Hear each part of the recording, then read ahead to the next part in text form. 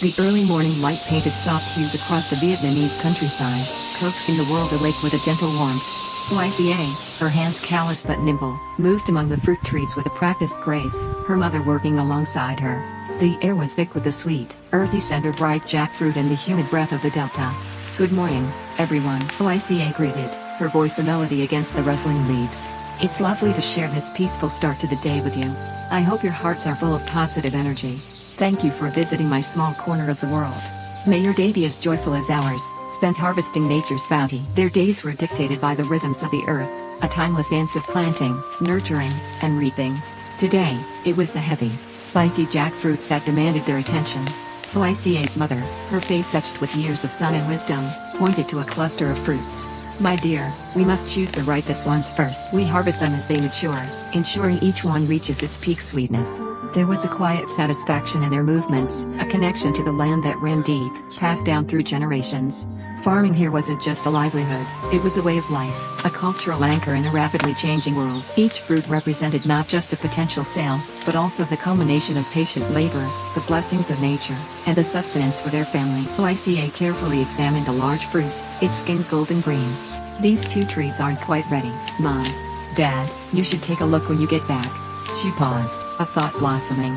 "For this one, we don't need the leaves, but for the next batch we sell, we should cut them with a few leaves attached. It makes them look more beautiful, more appealing to customers, and suggests their fresh, natural sweetness." Her mother nodded, approving of her daughter's keen eye for detail, a trait essential for survival in a competitive market.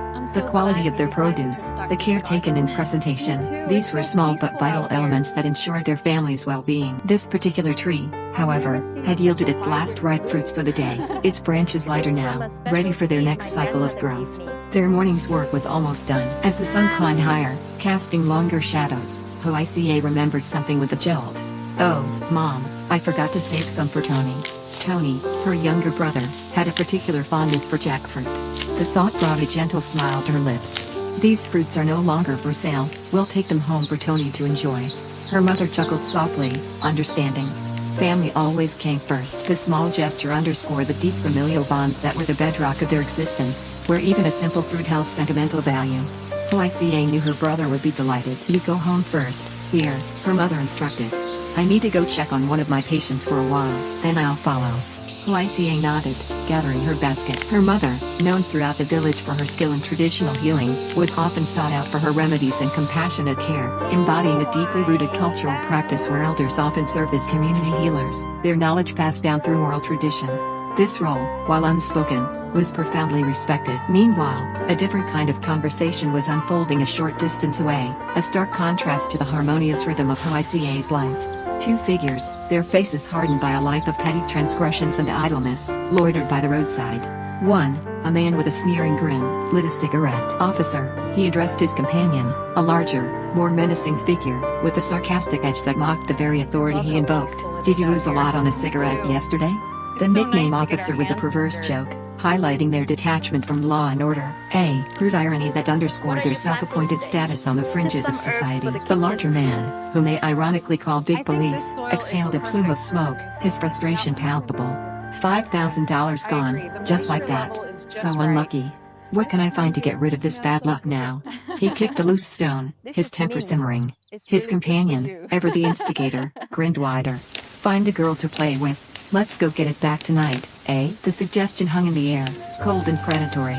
Their pursuit of easy money and fleeting pleasure often led them down dark paths, reflecting a deeper malaise of desperation and lack of opportunity that sometimes plagues the margins of society. Big Police scoffed, his interest waning.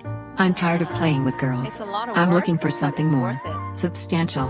Something that can lead to a good relationship, if you know what I mean." He winked, the implication unsettling. "See if there's a good place to take me. Let's go relax a bit, find some excitement." The euphemisms barely disguised their true intentions: exploitation, manipulation, and a callous disregard for others. They were always on the hunt, their moral compass shattered by self-interest. "I took the Big Police away," Big Police mused, perhaps referring to a past run-in with actual law enforcement, or a more senior figure in their illicit world. "Now I don't even have money. What can I do?" His companion studied him, a calculating glint in his eye. "Given our personalities, Big Police probably likes to eat strange things, right?" He hinted at unconventional desires, a darker appetite that needed satisfying, making their game all the more twisted and dangerous. It's a bit difficult, big police, he concluded, acknowledging the unspoken complexities of their criminal pursuits. The idea of selling their car, a symbol of their limited freedom and mobility, was floated. Or should we sell the car to go out? The companion asked. How much is this car worth? Enough for a night out? The desperation was clear, but the answer was grim. If I don't have anything now, what can I do? Big Police repeated, his frustration turning into a dangerous resolve. What about your strange thing, Big Police? Is it available tonight? The companion prodded, pushing at the boundaries of their depravity, eager to facilitate whatever sinister one might arise.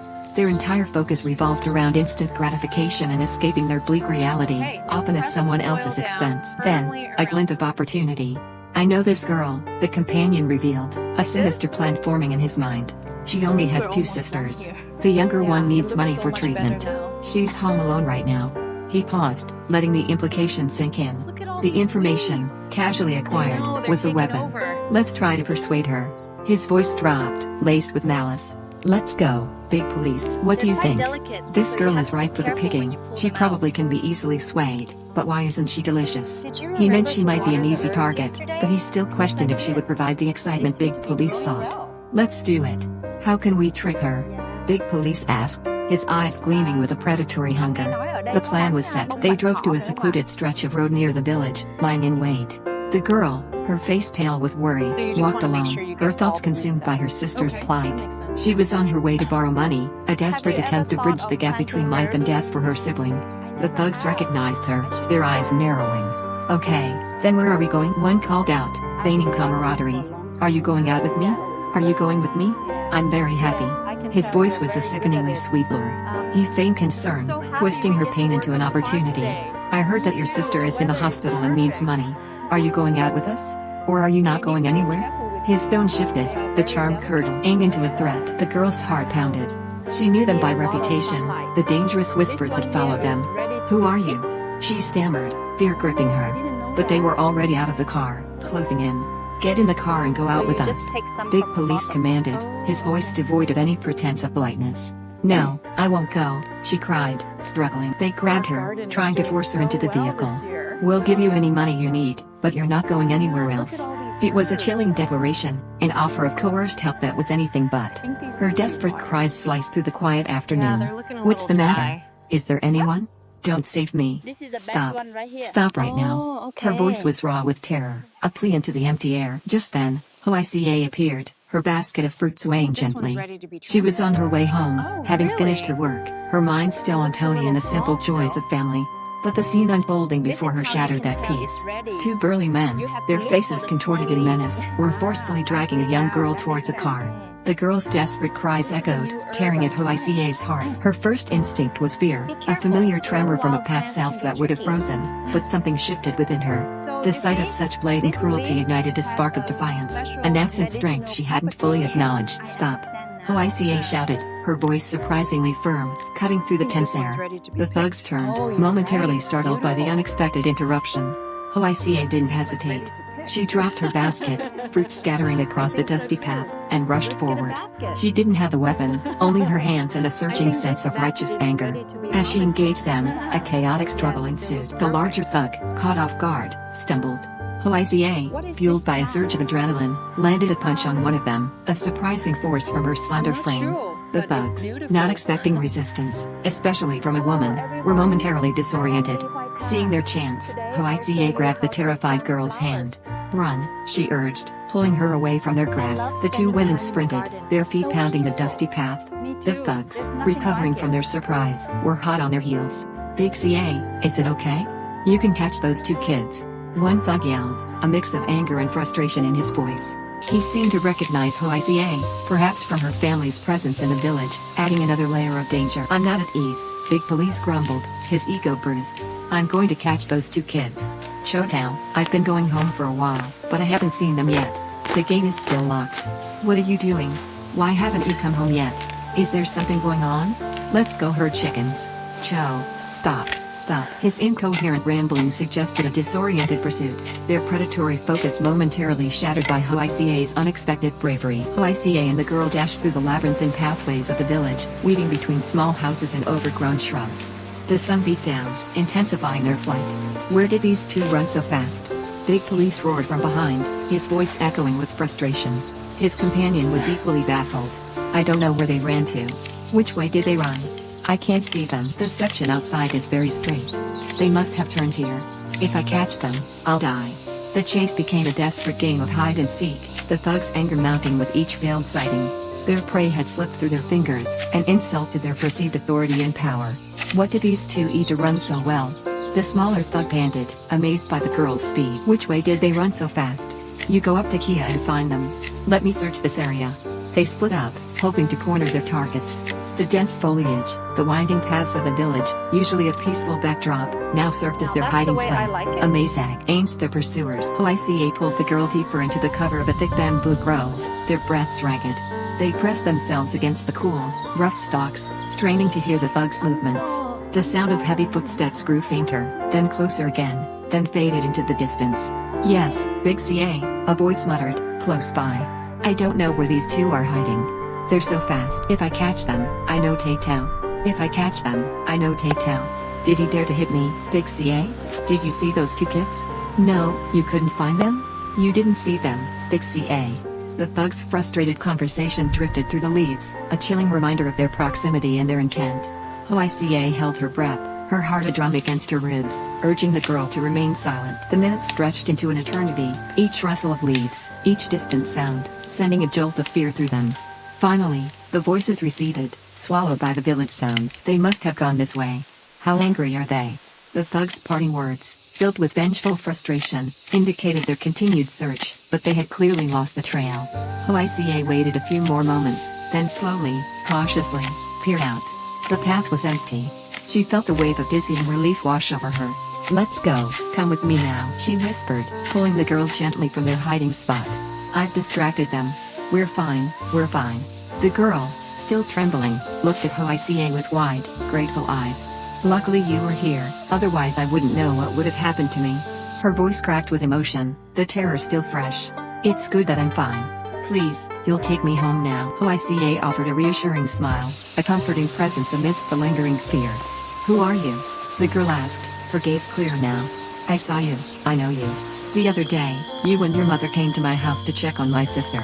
Recognition dawned, cementing a fragile bond between them, a shared moment of vulnerability and unexpected rescue.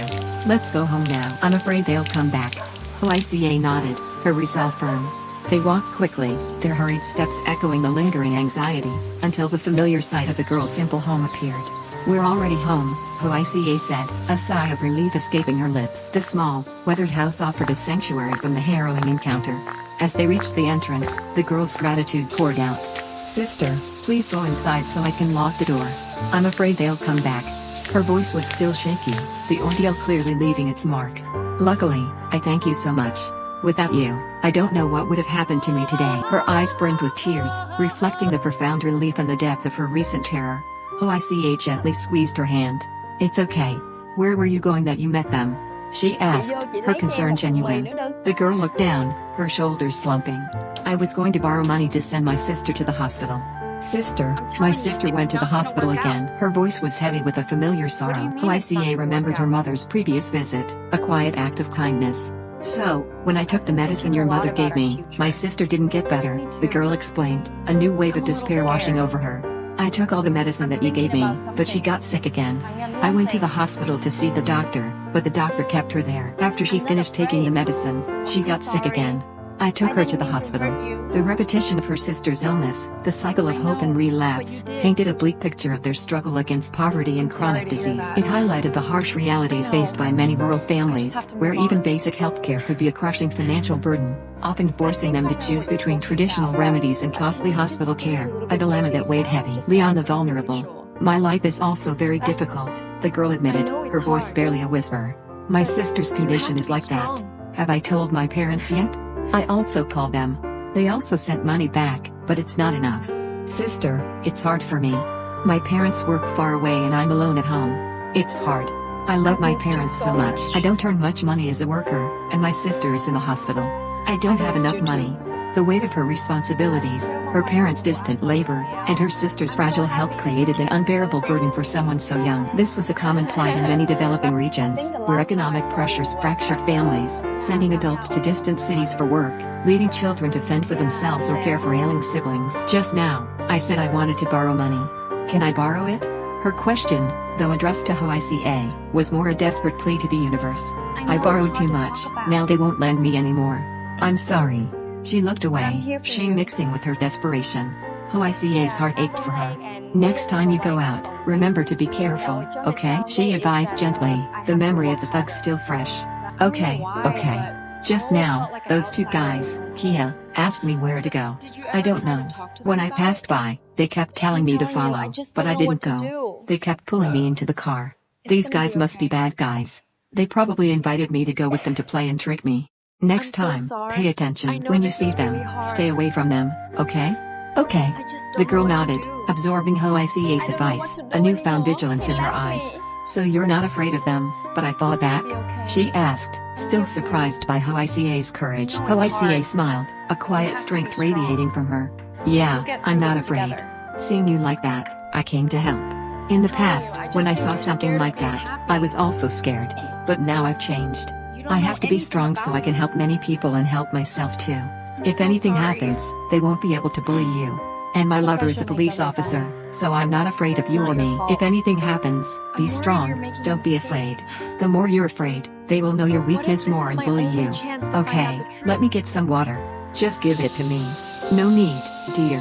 Her words were not just encouragement, but a declaration of her own personal transformation, a journey from vulnerability to empowerment. The idea of her lover being a police officer offered a tangible sense of security, but more importantly, it seemed to have instilled in her a deeper understanding of courage and justice, transforming her fear into a resolve to stand up for others. Bring you home safely then, Lyhoaica said, preparing to leave.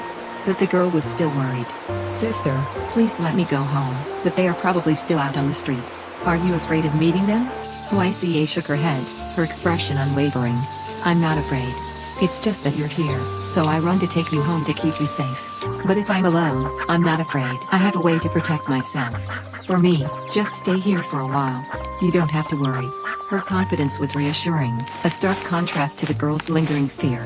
Lyhoaica had indeed changed, not just in her actions but in her very bearing. When I go home, I will pay attention to safety, Lyhoaica promised, her voice serious. And you have to be careful at home.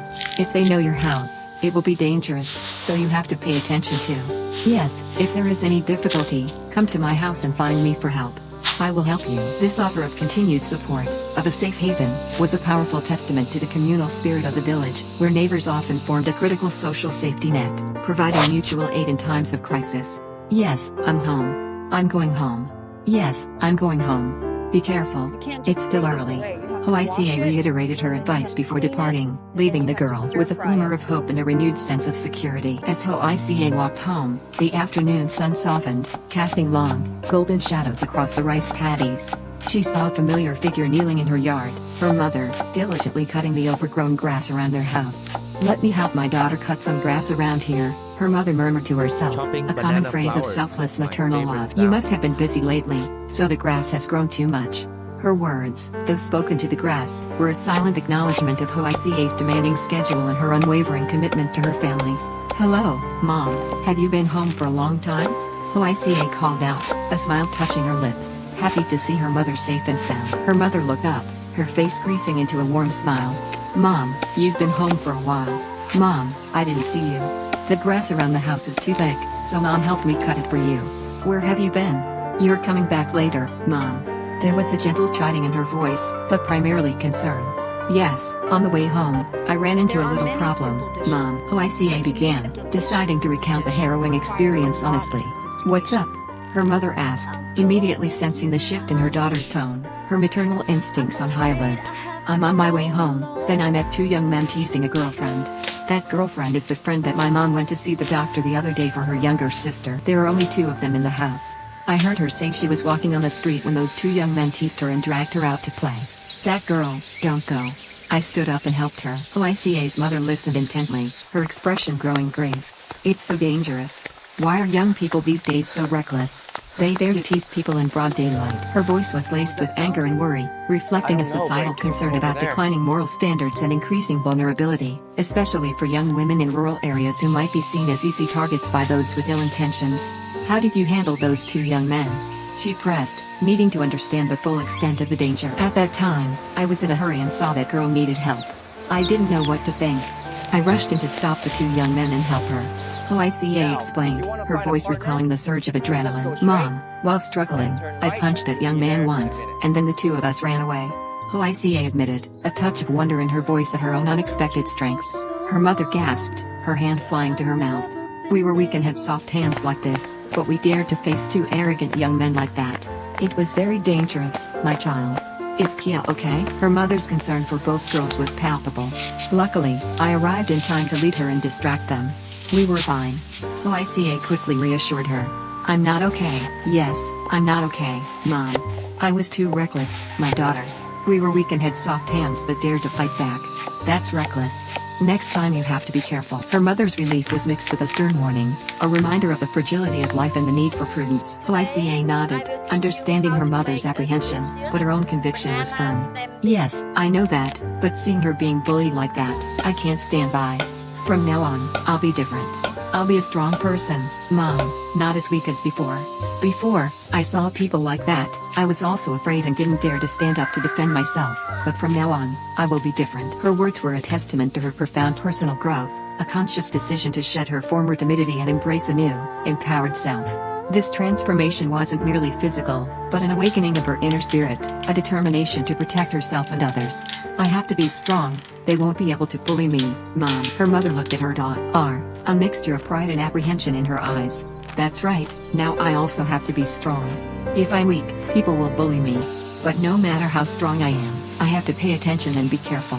Today, that young man probably saw that I was strong, he was also afraid. If I accidentally met reckless people, I would be in danger. Her mother's wisdom tempered Hoaica's newfound bravado, emphasizing that true strength lay not just in courage, but also in discernment and caution. She acknowledged the reality that even the strongest can fall victim to overwhelming odds, highlighting the practical aspects of self-preservation. Then I would suffer. Yes, I know that my strength cannot compete with those two young men, so I took her to run away and distract them to escape. But to confront those two guys, she and I certainly won't be able to win. Hoaica clarified her strategy, demonstrating a keen awareness of her own limitations, her actions driven by intelligence as much as courage. Mom, have you taken her home yet? Is she okay? Her mother asked, still worried about the girl. Yes, I'm afraid that those two guys are chasing her. I also took her home and sat at her house for a while before I came home. Hoaica reassured her. Mom, luckily I met you today. If I hadn't met you, I wouldn't know what would have happened. I feel sorry for her. The profound impact of the encounter was evident in Hoaica's voice, a deep empathy for the girl's plight. Yes, the other day, Mom prescribed medicine to help my sister. Today, when I came, I didn't see her sister anywhere. I asked her. She said she took her sister to the hospital. Mom, she doesn't have money and is going home to borrow money to treat her illness. Her sister is miserable. Hoaica painted a vivid picture of the girl's desperation, the relentless cycle of illness and poverty. Yes, her parents work far away, so she can't go home. She feels miserable. Her voice resonated with genuine sorrow, recognizing the profound loneliness and burden the girl carried. Yes, I heard her say that after taking the medicine Mom prescribed, she got better for a while, but then her illness relapsed. She was worried, so she had to take her to the hospital. Hoaica continued, sharing the full story. When I came back, I also told her that if she has any difficulties, she should come to my house. If I can help her, I will help her. She has two sisters at home, and she is young. She is very gentle. Mom, when I